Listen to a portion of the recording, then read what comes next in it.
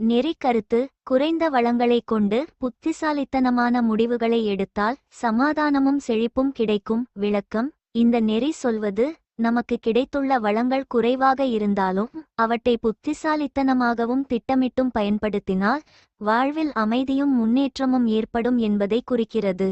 வளங்கள் அதிகமா அல்லது குறைவா என்பதல்ல முக்கியம், அவற்றை எவ்வாறு நன்றாகச் செலவிடுகிறோம் என்பதே முக்கியம். ஒரு மனிதர் குறைந்த சம்பளத்திலே கூட சிந்தனையுடன் செலவிட்டால் கடன் இல்லாமல் அமைதியாக வாழ முடியும். அதுபோல ஒரு கிராமம் தண்ணீரை நியாயமாக பகிர்ந்து கொண்டால் அனைவரும் பயன் பெறுவார்கள்.